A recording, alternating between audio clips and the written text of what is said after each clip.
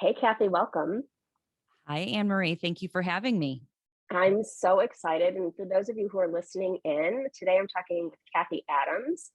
And Cathy is the co host of Zen Parenting Radio. That show is what, 10 years old now, Cathy? 11. This is our 11. 11th year. Can you believe that? That's so crazy. And it's a show you host with your husband, Todd, which I love. I don't think anyone else does that. I had Kim on my podcast once and we had a ton of fun. Yeah.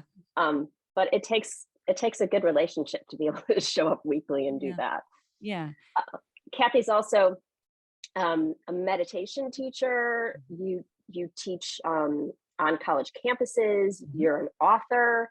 What Mhm. other labels do you give yourself, Cathy? Oh boy. It's a great question. I feel like I've been in this line of work. I'm putting that in air quotes for like 20 years, and every like decade I've said something different. I tend to say now I'm a social worker and I'm a clinician just because it kind of fits and binds everything together. The only problem is it leaves out that other stuff that I love: mindfulness, meditation, my yoga. I'm a yoga teacher, but I kind of feel like social work and um, you know, the supportive nature of being a clinician is where I find myself the majority of the time, especially with my writing. Hmm.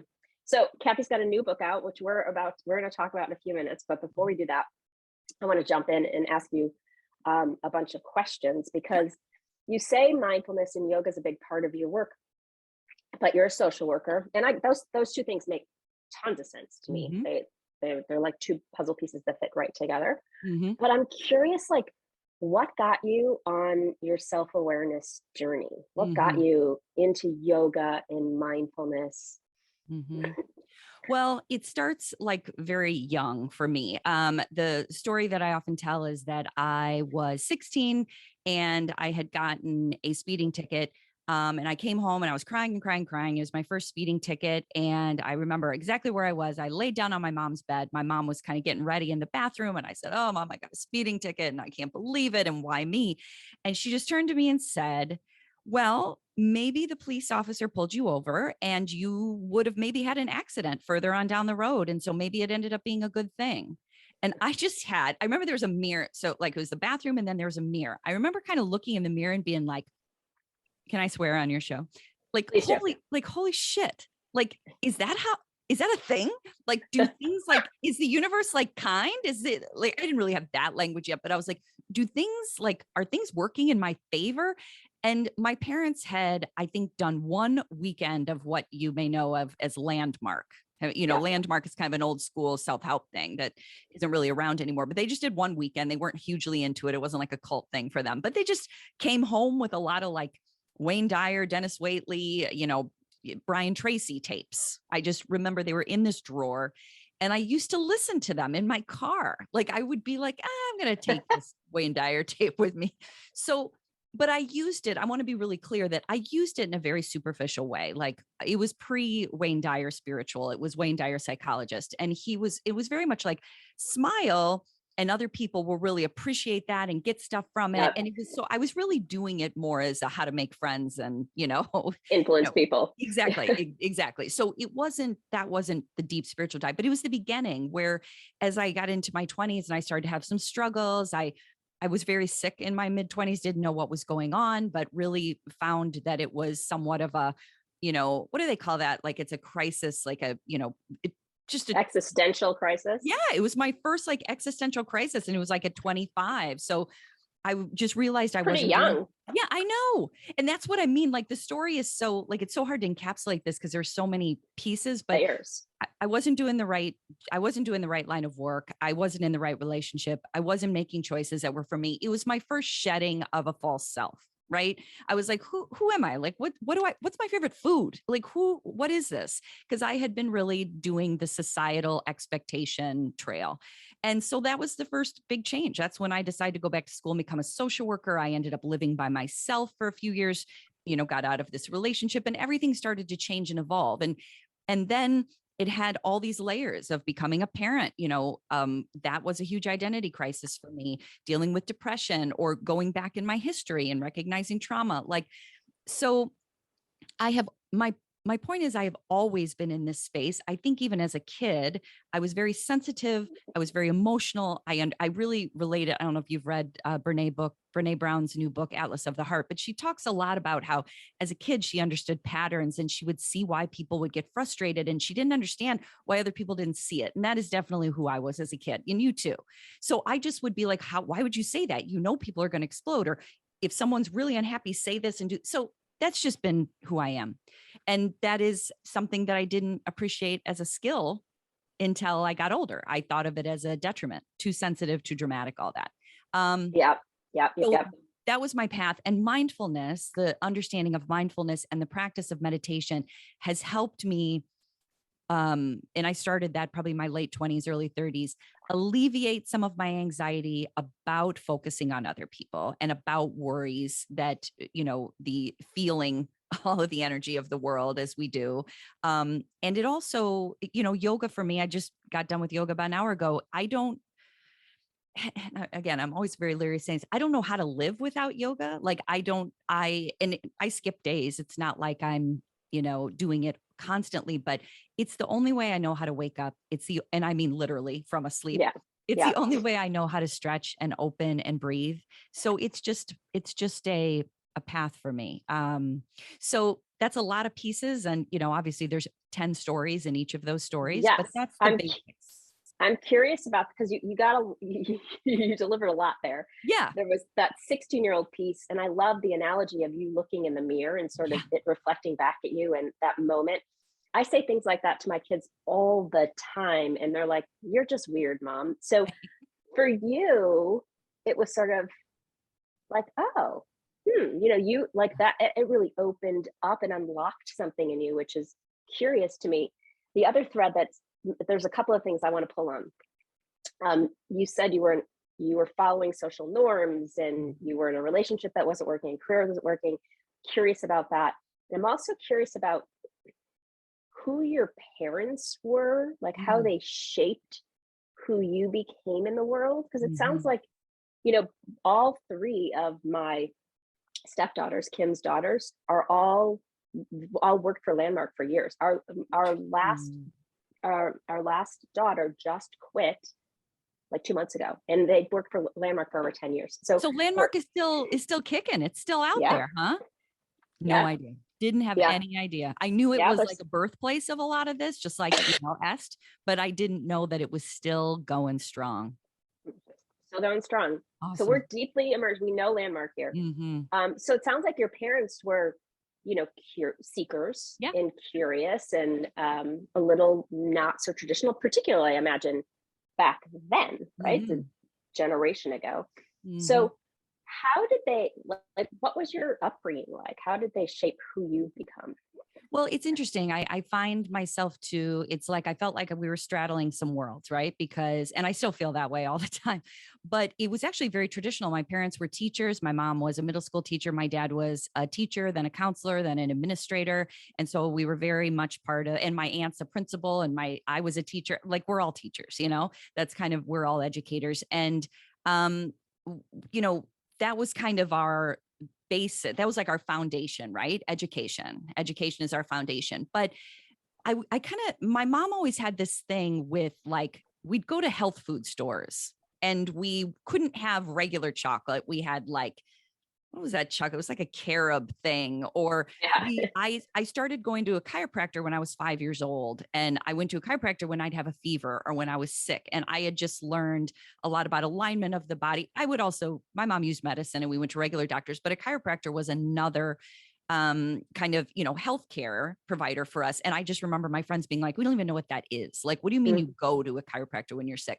So these have all been parts of my life very early on. But at the same time, from the outside, like if you asked anyone about my family growing up, they would have thought it was very traditional. And there weren't any secrets about that. We had little like quirky, crunchy things that we did. And my dad was very much a seeker. He was my dad passed away several years ago, or not several, 4 or 5 years ago. But he was a big thinker and he was a big like believer in you decide your fate. And just to give you, like, I can tell you a million stories, but the one story is my dad, when he was 60, he had a heart attack. He had a stroke, quadruple bypass surgery. My whole family lived in the hospital with him for 3 months. I literally slept on the floor. Wow. And he survived. And he Wow. basically decided that he was well. He's like, and he wasn't, let me be clear. This isn't a story of then everything healed. He just didn't want to be a sick person. And Mhm. there is a level for me as a clinician and understanding mental wellness of denial. And then there was also a level of, I just want to live a certain way and that's who I want to be. So both things can Choice. be true, right? Like Choice. and he, so that's who I grew up with, was somebody who, like, even the day before my dad passed away, we were all sitting, it's kind of a long story, but we were sitting and a hospice worker came in to play the guitar. And I was nervous the hospice worker was going to say they were a hospice worker because my dad is not in, he was not, that was not his, he didn't want to talk about dying. But then we'd be like, how you doing, Dad? 100%, 100%. That was what he'd say all the time. So I grew up with a lot of that, but also a lot of, you have to work hard, get educated. It wasn't as spiritual as it may sound. I had to I kind of took all these pieces from my parents and found my own way through this. So, Hmm. but to your point, a lot of it was embedded very early. I That can sounds like it. Mhm. Tell me about the midlife crisis at 25. So basically what happened was I started fainting all the time. So I was 25. I was living with my girlfriends who I adore, but they were all like pairing off and figuring out where to live and go. And I was doing a job that I was not good at. I was like someone's assistant, like all the skills I don't have. Like I remember taking like a personality test, like a disc test. I don't know if you remember the disc. And Mm-mm. everyone at the table that I worked with, they all like rated really high on these like administrative managerial skills. And I rated high on freedom, like like communication, like things that had nothing to do with what I was doing. I was Yeah. like, I am a mess. So I was doing a job I wasn't good at. I was in a relationship that wasn't healthy. I wasn't happy with what was going on. So I started fainting and I went to the doctor. They thought I had MS for a while. So I had to kind of go through that process of figuring that out, which I didn't. But I just started to take little steps, got into grad school for social work, kind of started just to do, moved out, lived alone. And then it took years. Like this wasn't a magic, thing either. I think by the time I was 27, I was like, Hmm. I know who I am at 27. I still had some work to do with my childhood, but I know who I am. And interestingly enough, that's when Todd and I got back together. We knew each other in college. We got back together. I started working at Children's Memorial, which is now Lurie's Children's Hospital. Like I started on the path of where I can see, where I am today is all from those experiences. So Todd wasn't the bad No, relationship you were mm-mm, in. no, So mm-mm. so you and Todd met in college. Yeah. Todd and I dated in college and then we have, like, we talk about this on the show a lot. We do not have like a great history. Like our history is messy and kind of difficult. And there was a lot of pain. And it was on and off. And if I were to sum it up, it's basically that I knew I wanted to be with Todd and we were such good friends, but I was wanting a relationship really bad. And he was super, and he would say this is not me ripping on him, super immature. Like he needed like 5 more years than I did to like get to a place where he felt like he could be in relationship. The thing about Todd though, is he was 100% honest about it. He'd be like, Yeah. we're having a great time. Let's do this. Let's do more of this. But I don't want to date anybody. Like he wasn't a player or anything, but it was still heartbreaking for me. Yeah. So I had to kind There of was resistance, right? There was like resistance to the reality that's occurring. huge. And I would kind of keep going in and keep coming out. And eventually I said, I don't think we can even be friends. Not like I dislike you, but this is too hard. And so we didn't see each other for several years. Wow. Yeah. And then one point, I think he called me out of the blue and we met up at this surprise party for my girlfriend. And he was like, I'm ready. All right. So but we had a lot of past to work through. So sometimes when people talk, if people just know Todd and I from like 30 and on, I'm like, oh no, it was ugly. It was rough. But we worked through that, talked through that. And it's things like that still come up about our history. But it is part of the story. It's what makes us as intimate as we are, because we've kind of talked through every aspect of who we are, as you know, 11 years on a podcast. So Well, I think it's important that we talk about the messy in relationships me too. because we don't. And I think it could be a perception that like Todd and Cathy have the perfect relationship and For or sure. whomever. I have a very messy history in my relationships.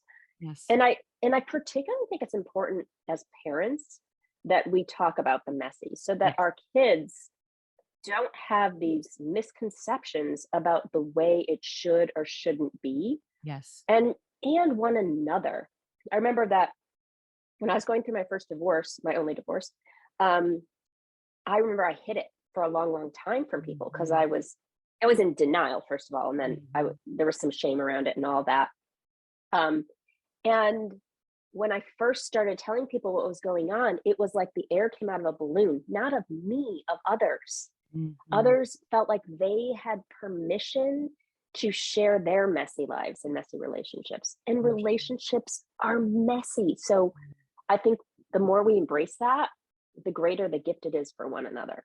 Absolutely. And they are building blocks, like depending on how you handle things. Like sometimes they can be really like building blocks that are like sand because you're not really dealing with the history. You just keep having the same, experiences and reactions. But if you have these really messy times and then work through it and create a foundation, everything builds on that. So like Todd and I would, we were just in Florida over the break, and I got really frustrated about something and I bring it up immediately, and it's kind of uncomfortable and yucky, Yes. and sometimes things like that are old get brought in and he doesn't fully understand, and it takes a day to like keep going at it and into it. And what all that he or I are trying to do is make sure that we see each other. It doesn't, like, a lot of times when we end a conversation, it's not because he needs to change. It's not because there's a bigger, huge problem. It's because I feel this way. And do you see this? Do you understand it?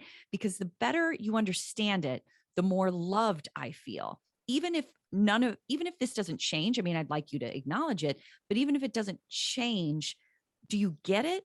And that, I think, was probably the hardest. Todd's not here, so I'm like speaking for him, but that's the hardest thing for him because he's such a logical, practical dude that anything I say, he's like, okay, how do we fix and change and make better? And I'm like, I don't know if this is a fixable thing, but it is a compassion issue. Do you see my experience? And so he and I sometimes, especially historically, have spoken different language. I speak emotional, sensitive, spiritual, and he speaks practical, logical. So that has, we've had to learn to live in harmony with that, which Yeah. I've found it very interesting and enlightening, but I know, I also know it's difficult. Yeah. So, Kath, you and Todd talk to parents on your show. Tell Mhm. me why you guys chose that audience. Well, that really started with me because, as I said, I worked as a child and family therapist for a lot of years. And what I found in the hospital where I was, because I worked in a psychiatric unit, a partial hospitalization program, and that the kids would come in and, be struggling with whatever they were struggling with. And in their time with us, they would learn so much and they would want so much and they would see themselves so clearly. And then they'd go home and then they'd cycle back into the program because Hmm. you can't just teach a child something. The parents have to understand what this child needs, what's happening, how to communicate appropriately. It can't just start with the person. The person who's struggling is usually the one who is the memory keeper of everything going on in the home. And if you don't deal with the parents, then you're just recreating a cycle. So I learned that. And when I started parent coaching, which was before the show and everything, I realized that this is the starting place, parenting, especially I was myself a young parent. And so I was like, I want to talk to young parents, like, you're starting this process. What is your intention?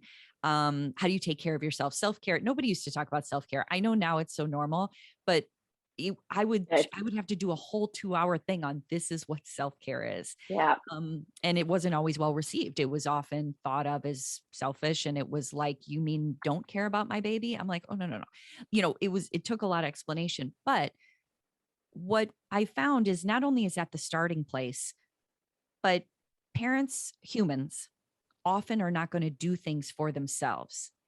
And parenting is an in where someone says, well, I'm willing to listen to this podcast or go to this class for my kid. And then they end up learning something about themselves. It's like a door that's easier to open, because if you listen to our show, because you've listened to it, it's really not a parenting podcast. It's a self-awareness, self-understanding, empathy, compassion, mindfulness podcast. Yeah, But we use parenting as a way, as a gateway, so people feel less, uncomfortable and more like, I'm going to do this for my kid. But I think what they find is taking care of themselves is doing something for their kid. for Um, sure. but that's why, and that's why we've stuck with it. There's no reason to go anywhere else, because it's all interconnected, as you know, Well, Anne Marie. There's a million. Todd's always like, "Are we going to run out of things to say?" I'm like, "Never." Like, it's always evolving. There's always more. there's always more because we can keep going down and in, down and in, down and in. And as you know, so your kids are how old? My oldest is 18. She's in college. My middle daughter is 17. She's a junior. And my youngest is 14. She's in eighth grade. Right. So things are constantly shifting and changing. So what was happening when our kids were 3 is not the same thing that's happening when our kids are 18. Exactly. And the world's constantly changing. But what I love about the work that you and I get to do in the world is that no matter what's going on around us, it Mhm. is really all about what's going on inside of us. Mhm. And if we can learn these tools of self awareness and consciousness and bring them to our families, to our children, to our relationships with them, I think we Mhm. can have a profound impact on the next generation. Absolutely. And this is always the separation I try and make with parents. Your children will still struggle. Your children will still have pain. You are not preventing their difficult experiences with this practice of self-awareness and mindfulness.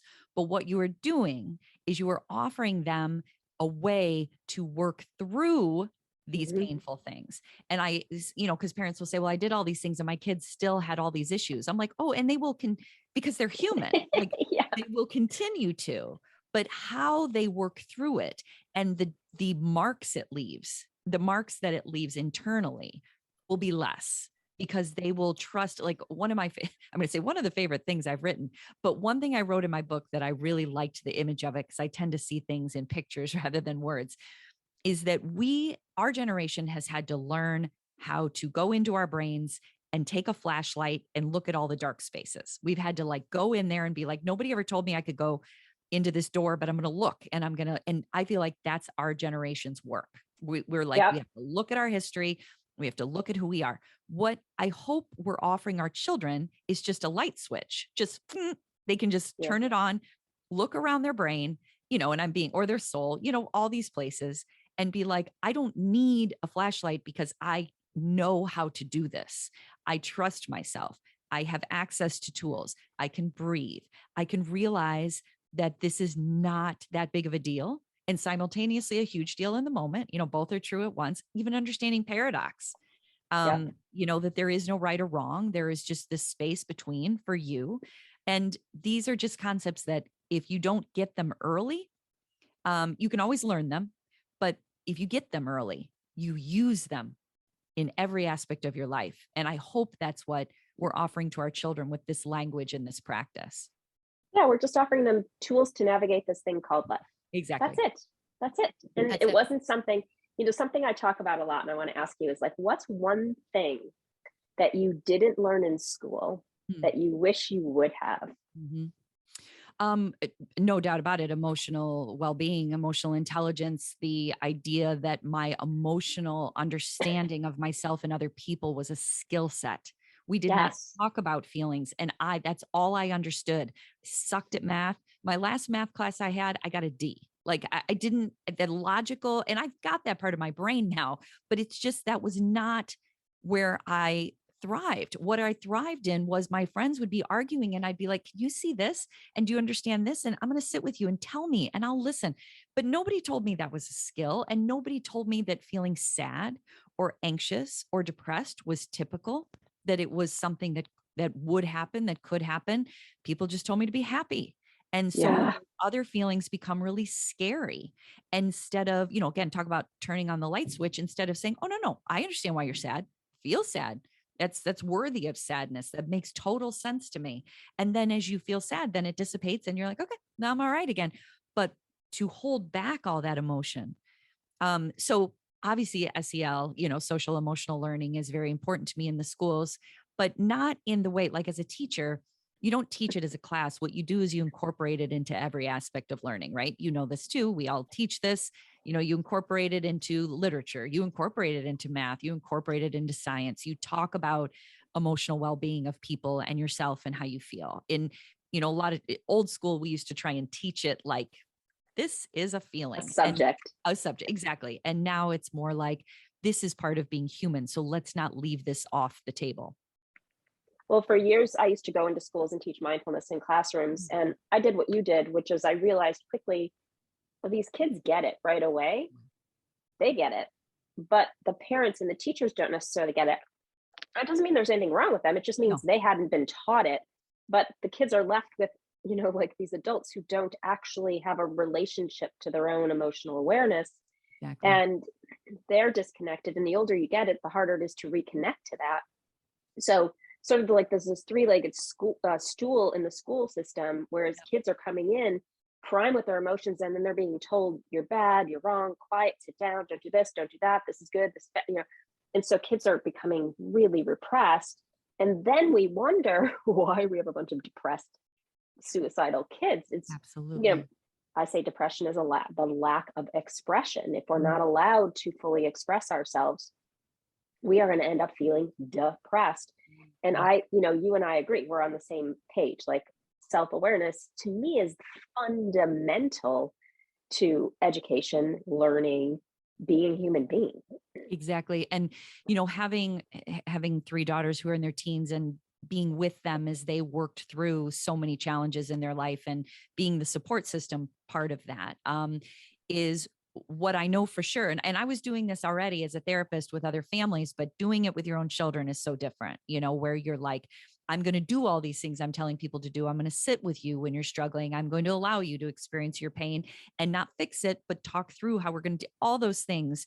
But watching them and watching them navigate, what I know for sure is our children have to have a sense of self, of a sense of belonging, of the fact that they are valued regardless of how they're feeling or what they're doing or what they look like or what they're interested in school. And that those baseline things, I always, I talk, in this book, it's all about chakras and foundation, but that foundation of no matter where you are in life, I feel the same way about you. I see you, who you are is valuable no matter where. That is the ground where their seed is planted and where they grow from. And Mhm. if they don't have that, then every stage of life is going to be like an uprooting over and over and over again. It's going to be like soil that doesn't work for them. And again, the good news is, the hopeful news is no matter what your age, you can plant, like this isn't like, well, parents, if you missed it, then you missed the boat. Your 25-year-old can do this, your 30-year-old can do this. But I think we miss the boat when we say, our kid is feeling depressed. We're like, just go to practice and just do swimming and get, be first and just get the A's and just show up for that student council meeting and forget how you feel. That'll make you better. There's nothing, those things can be meaningful if you have the foundation, but they're searching for things outside of themselves and they're being told to search for things outside of themselves instead of figuring it out internally. And then they grow from that place. And success becomes a very different word, right? Yeah. Um, Mental wellness of my children is success. The fact that they can laugh and be with people and care and communicate and all those other things that we've put way up as being important in our children's life, they can still be there, but they are not the things we invest in the way that I see a lot of parents invest in grades, sports, achievements. They're lovely. They're not bad, but they're not foundational. That's Right. what I'm trying to say. Yeah, they're icing on the cake. Exactly. You got it. So you've got three girls. Yeah. You're midway through, like you're sort of at the end of parenting your college age daughter, right? Because she's Yep. off. Mm-hmm. What's been your biggest parenting fear?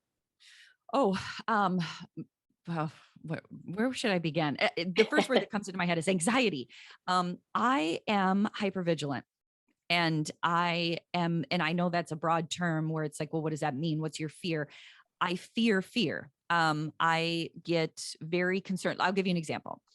Um, we were in Florida. We go there every single year. I have family there, and my kids get in the ocean. And when they were 2, I was hypervigilant, and they're 18, 17, and 14. And I'm hypervigilant, meaning I'm concerned about their safety and their emotional safety. I feel pretty good about most of the time because we talk about that constantly, but Yeah. there are things I can't protect my kids from. And I'm just best to get off that beach, and that's where Todd and I are a great pair because he can make them feel emotionally safe too. But really a lot of times I'm having, those deeper conversations, but he'll go into that ocean with them and he trusts that kind of aspect of the world. And so I am a little more like, JC's home from school right now. She's leaving on Sunday and, she's like, oh, I'm going out at 10 PM. And I'm like, Yeah. well, you guys gonna be driving? Isn't it gonna be cold? She put a blanket in your cart. Like I have a lot of like old school mom things that are very hard for me to drop. And I also have learned to respect myself in that really is what I always say to Todd is I am the first line of defense with my girls. And I know there's a village and other people who love them. And I know you love them, but there's just part of being a mom that even if they say, no, mom, I'm not bringing the blanket in the car, the suggestion makes me feel like I just want you to know that I want you to be safe. Mm-hmm. And I try not to dump anxiety on them. I have to be very conscious. I'm not telling them to fear the world, but I also kind of feel the image I give that I write about is my girls are on a balance beam. And when they're little, I'm holding their hand. As they get older, I'm letting go, gently move. They fall. I go back in, I hold their hand, I get them back up, and then I got to let go. But I'm still kind of like this. You guys Mm-hmm. can't see me who are listening, but I've got my hands close to where they are in case they need me. And I don't care what age your kids are, they still need the conversation, the support, the love. And so I would call it a skill and a challenge. It's a challenge. The fear of their safety, like Absolutely. and it's something. I mean, it's one of my biggest fears, right? Every time my kids go out, Yep. are they going to return safely? Are they going to be okay? The whole thing. I wrote in my blog a few months ago because my 17-year-old daughter drove to Ohio by herself to go visit her boyfriend away at college. And I spent weeks, like my ex-husband, my husband now, everyone else is like, it's fine. She's going to get in a car and drive. And I'm like, she's driving for 6 hours by herself. And what if something happens? And, my mind went through all the things that could possibly go wrong. Mm-hmm. And, we can't control Mm-mm. everything. Mm-mm. And it's so hard as a mama bear to love these beings in the world and know that we can't possibly protect them from everything that's going to happen. Mm-mm. So, And it starts so early, it's like the kindergarten thing. Nobody sat by me, or I'm not sure what to do, or I didn't make a team. That's safety too, where you're like, yeah. "Ah." And then as they get older, it's learning how to. My daughter last summer, after she graduated from high school, she and her friend drove. She wasn't alone, so it was a little different, but she and her girlfriend drove across the country.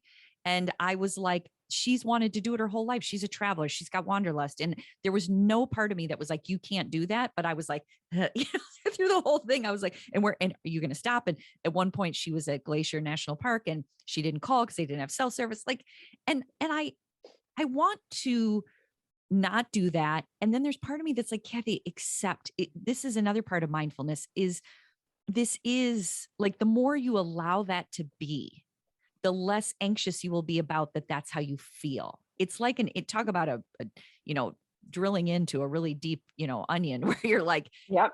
if I allow myself to be a little worried about this or concerned, or at least attuned to what's happening here and not be so anxious or hard on myself about it, the less challenging it'll be. So we can't change every aspect of who we are. Like that's who I am. I am my daughter's mother. And Yeah. we'll always think about their safety, It's love. Like it boils is. down to the core of our being, which is Absolutely. love wants the highest and best. And, we have a vision for what that is. We and our sure kids do. being safe and secure. Alyssa's leaving for Florence in a few weeks. And, that's really far away. It's like it's an 8-hour plane ride. And So I'm practicing being with all the feelings that come from letting go. This Absolutely. this letting go. This, and I love your balance beam example, because it is like, first we're holding our hands and they don't want to let go. They They're don't. holding on just as tightly, and then they're slowly letting go, and it's beautiful Amazing. and scary, and it's all the things.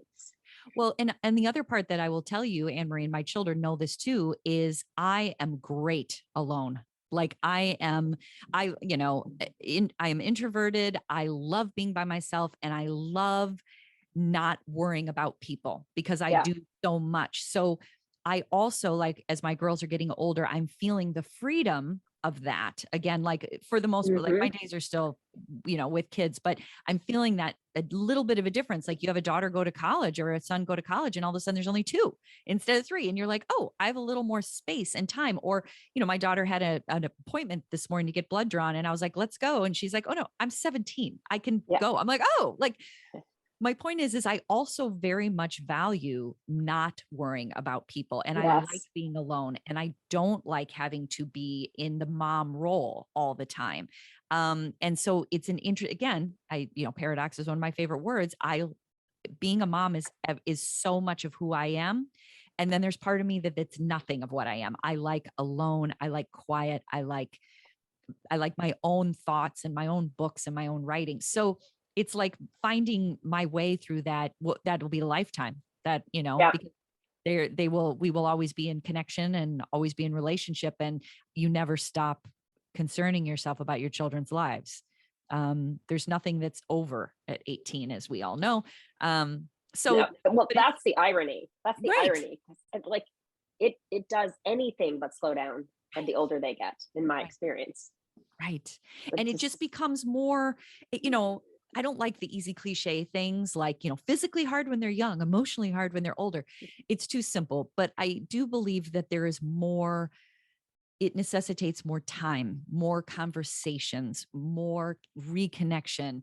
And when I say time, I mean that it's not get on your shoes and let's go. It's like, how are we doing? How are you feeling about that? It necessitates a calmer, it does when they're little too. We just have to do the same things. We have to be this calm presence.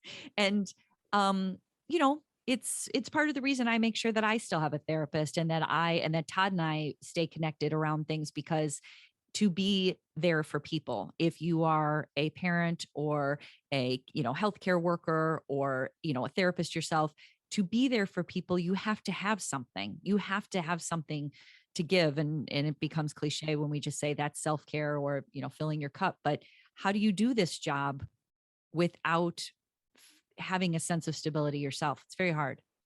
What's your biggest practice besides yoga? I know yoga is one of them, Mhm. to stay connected to yourself, Mhm. and to care for, your heart, your soul. Mhm.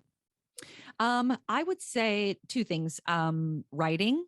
I'm a big journaler. I write. So I have this meditation area in my bedroom, and it's at my window. And basically, after I sit for like anywhere between 8 minutes, 11 minutes, I only do it once a day, but it's a lovely time. I light these candles. I have all these like fun little things. Mm. In my meditation corner, I have like things from the Wizard of Oz, and I have things that my girls made me. I have rocks. I have a Jesus sitting in the lotus position. I have rosary beads. I have a little statue of a Jizo-sama. Just all these little things that have meant things to me over the years, right? And after I'm done sitting, there's usually something that comes up, either a word and I just write it down, and I put a post-it on my window. So if you could see my window right now, you'd see that it's filled with post-its, and my husband is lovely because it's our bedroom and he doesn't care. It's like a wall of post-its. Wow. And that is a way that when I sit down there, I read what I've said to myself. Mm. So I read Mm. my own words, or something that came up, and oftentimes those things become my blogs or writing or my essays, is that it comes from something up there, or connections like, oh, you said this and you said this. I um love that. yeah, it's You have very to send me interesting. a picture. I will. I have a bunch of them. I'll send you some pictures, because I also take them down and start over again. I have no problem with beginning again. Like, I don't feel this like, oh, if I stop, like, I take those Post-its down, throw them away and start over. Like, and so I'll send you a few different versions. That's fun. That's a really Yeah. fun practice. And Yeah. I love that it's on this window, right? Yeah. Like, because, through the window, you're seeing clearly and all the things. Well, and there's a tree right outside the window. And part of my meditation practice is, because I've been doing it for so many years, is the tree is always fine. That's what I always say. The tree is always fine. The tree is fine in fall. The tree is fine in spring. The tree is fine in summer. And I notice its changes. And I'm like, and how meditation starts when your brain's racing and you're worried about all these things until you can kind of chill. And I always look out and I always think the tree lovingly is laughing at me. I love that. I have a love. The tree is not being mean, but it's kind of like, I'm fine. Are you fine? Yeah. Are you doing okay over there? Because you're still doing these things, and I'm fine. I'm losing my leaves, and that's what's supposed to happen. That's what trees do. So I just find, so it's kind of a nature and just a inner awareness thing. But yeah, that's what I do. Tell me about the book. So the book, Zen Parenting. So it comes out on the 1st of February. It's been probably a 4-year process. I actually wrote a completely different book 4 years ago. That was more like my essays. It was more like Zen Parenting Moment, which I send out on Fridays. And I got a lot of good feedback about the content, from publishers, but they were like, we don't really want like a day book. They're like, that's not really what we're interested in. They're like, can you take these ideas and make it more like a chapter book? Which was a puzzle for me, because that's not really how I write. But I think I figured out a way to do. I know I did. I like this book. I read this, I'll pick it up and I'll be like, oh, you forget, how you forget things that you've said or written yourself. Yeah. Like, oh, that's good. Yeah. Because nothing's new in the world. It's obviously coming, it's recycled understanding and universal principles. So basically I just sat down for about 1.5 years and put together this book. And I used the chakras as the energy centers in our body as the scaffolding or as the system to explain a lot of concepts. Because I had all these fun. Yeah, it was so fun, because it's like you have all these ideas. How do you talk about all of these concepts without overwhelming people? So how do you put them into a structure where people can say like, oh, I see how these connect. So that's what I did. I used the chakras, but in a non-esoteric way. I don't think that for those who are like, I don't really understand the chakras, I don't do yoga, I don't know energy centers, whatever, it's okay. It can just be seen as just a structure, just an understanding of how we're building from the ground up. And sometimes it's going back and forth, and how we are a work in process always. So I liked it. I was a little nervous about what my published, I was a little nervous about how it would be received, but I think the feedback has been, I get it. Maybe I don't do, body work myself, but I get it. So I've been grateful for that. I really appreciate your ability to take these seemingly esoteric concepts and these deeply spiritual concepts, and I can go way deep with them. So much so that my kids are routinely calling me nutty. As a matter of fact, Alyssa this morning said, "Are you on drugs today?" Like I told her I had talked to coronavirus this morning, and it has a message for us, and she's like, "I'm cleaning the kitty litter. What are you talking about?" Yeah, she's like, "Mom, start that sentence differently, and I'll listen." Yeah. But I really appreciate the way you bring these esoteric, deeply spiritual concepts and give them to your audience in a way that's really practical. I think the word practical comes to mind. I don't love the word practical, but sort of tangible or easy to digest. Yeah. Well, it's interesting. I've just from this discussion with you and how we were just talking about my parents, you probably heard from the way I explained it. I kind of grew up with that. Like, here's spiritual concepts, but let's go to school and learn, and science, and, and here's a mystery in life, but hey, this isn't a mystery. Put your seatbelt on. There was a lot of like balancing the science and the mystery throughout my life. And I that's the way I see the world, because and again, this is going to sound a little spiritual, but you'll roll with me, is we're on this earth walk, right? Like we've come here, we have this time here. It's very short. I turned 50 this year, and I'm like, I'm like, how did I get from here to there? I'm having the same experience that everybody does, even with a mindfulness practice. I don't feel regretful or that I missed anything, but it still is going pretty damn fast. Yeah, no kidding. I'm like, wow. And so with that understanding, we're only here for this certain amount of time. So what are we going to do? And at the same time, we are on the earth. So how do you live on the earth as a human in community? I used to spin off the earth in my late 30s. I mean, Todd's kind of like, okay, on the ground, because everything was so, like you said, spiritual in nature, my language, everything was so jargony. And I've had to really learn how to be like, there's nothing wrong with jargon, and I use it when it feels right in the right group, but it also isn't serving people if I'm trying to be special, or if I'm using language that they don't get, then the message is it's not continuing. So it's like, that's kind of fun for me now, is how do I say this in a way that people feel like they have access to it, and that it's not a special thing. It's not a Cathy thing. It's not an Anne Marie thing. It's a human thing. And that's the hope. So thank you for that, because I take that as a compliment. Yeah, it's a total compliment. You said you come from a family of teachers, and I believe obviously you're a great teacher. Thank you. And I think we're all sort of teachers in some way or another. We're all here to teach something, and we all have students, right? Like people who can hear the message in a particular way. And so you've clearly done a beautiful job of reaching so many people with your message, and so many people who need to hear it in just the way that you say it. Like you said, nothing's new out there. We're all just sort of recycling, our history, years, generations of wisdom, and teachings that we're getting so separated from. And so I think, speak it in the way that feels true to you, and you will find that the people that need to hear it will hear it from you. Absolutely. And that's exactly it, is I think what everything I've been doing my whole life, this is what we've all been doing our whole life, is you come in and you learn all this information, and you have to like kind of sort it out and figure out how it works in your body. And this talking about spirit and emotional and sensitivity is what I know best.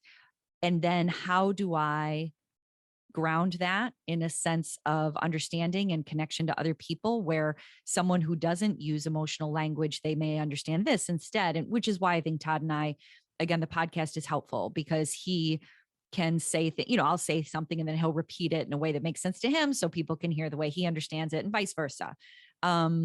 And to your point, like that's the goal, right? Like and I think the other thing is, the more specific we are about our who we are, our challenges, interestingly, it makes more sense to people. I've never really understood that, but it is the truth. If you write about a very specific story, this is how I felt, this is what I was wearing, this is what I was doing, for some reason that resonates more with people, and they pick up on it as genuine, and they relate it to themselves, versus sometimes I feel this way and it's too general. And so I really like those kind of stories where it's like, this is how I feel, this is what I did, and people are like, I get that. Yeah. People connect like through, because we're all interconnected, and we want to deeply see each other in their honest, authentic expression of who they are. Exactly. All right. So you have a summit coming up. Yes. And so your book launch. Where are people going to find you? They're all connected. So to celebrate the book launch, we were like, what are we going to do? It's kind of, we weren't quite sure what was going to be happening with COVID. And I'm glad we chose to do something virtual, because we've always done live conferences where everybody shows up in Chicago and we have all these amazing speakers. We decided to go virtual this year, which ended up being a good idea. But this summit is happening the week so the book comes out on February 1st. The summit is the 31st through the 4th. That's January 31st through the 4th of February.